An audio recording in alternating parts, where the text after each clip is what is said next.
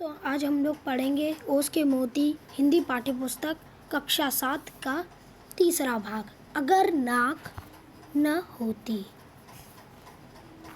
यह कहानी लिखी है गोपाल बाबू शर्मा ने। तो चलिए लेट अस बिगिन। कितना अच्छा होता अगर नाक न होती। नाक की चिंता में आदमी का जीना मुहाल हो गया है। नाक रखने की खातिर लोग मुकदमेबाजी में बर्बाद हो जाते हैं। कर्ज लेकर भी ब्याह शादी, भात छोछक आदि में अंधाधुंध खर्च करते हैं।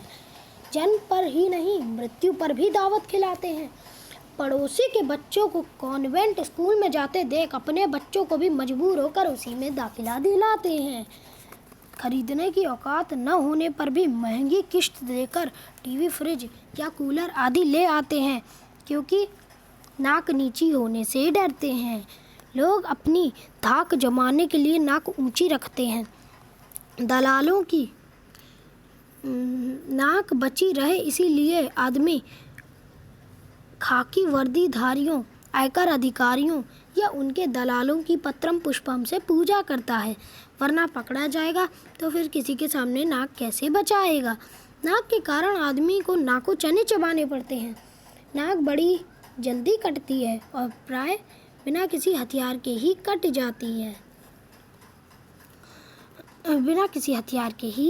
जाती है। यह भी एक मनोवैज्ञानिक सत्य है।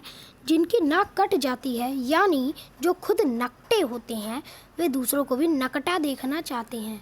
मान न मान मैं तेरा मेहमान की तरह जुकाम आकर पसर जाता है और नाक में दम कर देता है। नाक तब बहुत बुरी लगती है जब वह किसी शुभ कार्य के वक्त अनायास छींक मार देती है। वास्तव में नाक और छींक दोनों सहेलियां हैं, पर ज़्यादातर लोग उन्हें अकेली ही देखना पसंद करते हैं। एक तरफ लोग छींक की वजह से झींकते हैं और दूसरे तरफ कुछ लोग नाक में फुरहरी या नसवार सूंघकर जानबूझकर छींकते हैं। जब आदमी का बुरा वक्त आता है या उसे किसी से कोई काम करवाना पड़ जाता है तो वह अपनी सारी हेकड़ी भूल जाता है। एक बार क्या 1000 बार नाक रगड़ता है। जब कोई गलती हो जाती है तब भी आदमी को अपनी नाक रगड़नी पड़ती है। जिन लोगों में बदले या ईर्ष्या की भावना होती है, वह भी इस मौके की ही तलाश में होते हैं कि कब आदमी की नाक रगड़वा दें। जिंदगी में हंसना एक गाना नहीं, रोना भी पड़ता है। हंसने की तो बात छोड़िए, पर रोते समय आंखों में आंसू आते हैं तो नाक भी उनका साथ निभाती है। बहते आंसुओं को पोंछना कोई बुरी बात तो नहीं, लेकिन नाक पोंछने से तो रोने का सारा मजा ही किरकिरा हो जाता है। करुण रस में बरबस बीभत्स रस आ टपकता है। नारी तो नाक पोंछने का काम साड़ी के पल्लू से चला सकती है, पर बेचारे उस पैंटधारी मर्द का क्या हाल होगा जो जेब में रुमाल रखने का ख्याल ही ना रहा हो। गुस्सा भी बहुत से लोगों की नाक पर रखा रहता है। उनसे ज़रा कुछ भी कहा नहीं कि बिना बात नाक फुला लेते हैं। नाक में जितनी कमियां या बुराइयां हैं, उससे ज़्यादा अच्छाइयां हैं। इसलिए जिनकी नाक न होती वे भी नाक लगाते हैं, भले ही इस बात पर कोई दूसरा नाक भौं सिकोड़े तो सिकोड़ता रहे। नाक रहना बहुत ज़रूरी है वैसे भी, और चेहरे पर भी। नाक चाहे सारस जैसी लंबी हो या चिलगोजे जैसी छोटी, चोथ जैसी चपटी हो अथवा पकौड़े जैसी मोटी, लेकिन होनी ज़रूर चाहिए। जिसके नाक न हो उसकी कोई शक्ल सूरत भी देखना पसंद करेगा, बल्कि देखकर डरेगा। भला बिना छज्जे के मकान का फ्रंट शोभा देता है। नाक सुंदर है तो सोने पे सुहागा है। इसीलिए कवियों ने नख, शिख वर्णन के अंतर्गत और फुटकर रूप में भी नाक का काफ़ी वर्णन किया है। उसे सोने, हीरे, मोती, जड़ी, नथ, नथुनी, बुलौंग आदि से सजाया है। मध्यकालीन काव्य में नायिकाओं की नाक के लिए बहुत सी उपमाएं दी गई हैं। नाक को चंपे की कली, तिल के सुगंधित फूल से निर्मित और तलवार की धार से बढ़कर बताया गया है। यहाँ तक तो ठीक है, पर एक बात समझ में नहीं आती। अधिकांश कवियों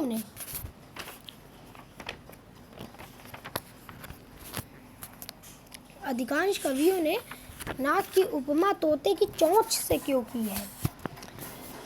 हम क्लास में बैठकर जब किसी सुमुखी नायिका की नाक की उपमा तोते की चोंच से पढ़ाते हैं तो हमारे हाथ के ही तोते उड़ जाते हैं। मन में अजीब से भाव उमड़ आते हैं। सोचने की बात है कि ऐसी नाक किसी चेहरे पर 4 चांद लगाएगी या दीवार में ठुके उल्टे हुक्सी नजर आएगी। उपन्यास कहानियों में सुंदर नाक को सुतवा नाक भी कहा गया है। ऊंची और दीर्घ नाक की तुलना कुल्हाड़ी से की गई है। छोटी और सुकोमल नासिका को भेड़ की सी नाक की संज्ञा दी गई है।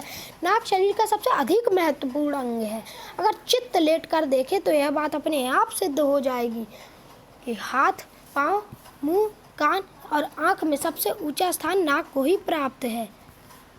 देखिए, चित्त लेट कर देखिए, हाथ, पाँव और आँख, कान, सबसे ऊंचा स्थान नाक का ही है। अगर आँख आ जाए या चली जाए तो ऐसी स्थिति में काला चश्मा भी लगाया जा सकता है। कान कट फट जाए तो कंटोपा पहनकर छिपाया जा सकता है। लेकिन अगर कहीं नाक ही कट जाए तो चेहरा रेगिस्तान की तरह एकदम सपाट अथवा चक्की का सा पाट नजर आएगा।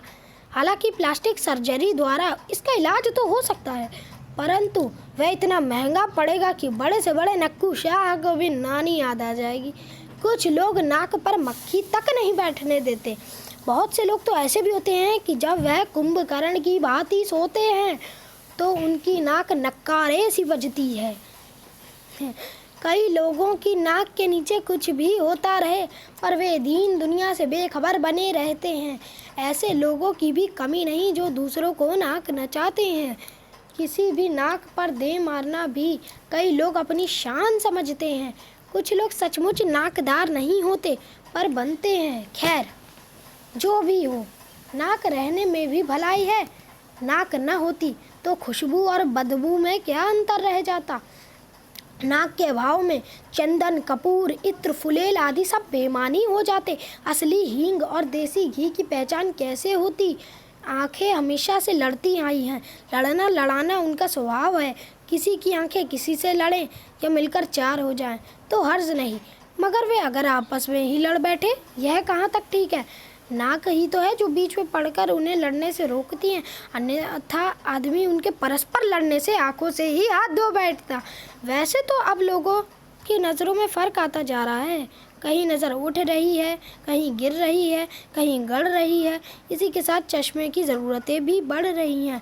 चश्मा चाहे नज़र बढ़ाने का हो या नज़रें चुराने का हो, चाहे धूप से बचाने का हो, चाहे किसी रूप को छिपकर निहारने का। अगर नाक ना होती तो बताइए यह चश्मा कहाँ ठहरता। नाक ही तो चश्मे का अच्छा खासा स्टैंड है। नाक के कारण ही तो सीता का हरण और रावण का मरण हुआ। अगर शूर्पणखा की नाक न कटती तो रामायण की रचना कैसे होती बताइए। महाभारत का आधार भी द्रौपदी की नाक ही थी, जो अत्यंत खतरनाक सिद्ध हुई। सिर और मुंह के बीच नाक कटलेट की भांति रहती है, पर हकीकत है कि इसे खाने की नौबत नहीं आती। लोग जब चाहे किसी का सिर खा सकते हैं, दिमाग और खोपड़ी चाट सकते हैं, पर नाक के साथ ऐसा कुछ नहीं होता। अच्छे खासे चटोरों को भी यहाँ मुंह की खानी पड़ती है। नाक के और भी बहुत से फायदे हैं।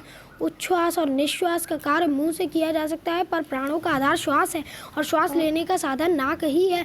नाक की गड़बड़ी से आदमी नकियाने लगता है, वह नक्सुरा कहलाता है। नाक हीटर का काम भी करती है, बाहर की ठंडी हवा को गर्म करके अंदर पहुंचाती है और ठंड लगने से बचाती है। आजकल पर्यावरण प्रदूषण जोरों पर है। वातावरण में व्याप्त प्रदूषण को फेफड़ों तक जाने से नाक ही रोकती है। नाक में उगे बाल छन्ने और झाड़ू का काम करते हैं। बहुत से लोग मतलब साधने के लिए अपने बॉस की नाक के बाल बन जाते हैं। जिस प्रकार सिंगट्टा दिखाने, आंख दिखाने, दांत दिखाने, पीठ दिखाने के आदि के मुहावरे बहुत ही प्रचलित हैं, दुर्भाग्य या कहें सौभाग्य नाक का कोई मुहावरा नहीं है। हाँ, यदि नाक बीमार पड़ जाए तो कितना ही नक्कू क्यों ना हो, उसे भी मजबूर होकर नाक दिखाने के लिए किसी डॉक्टर वाले की शरण में भागना पड़ता है। यह कहानी गोपाल बाबू शर्मा ने लिखी है। Thank you.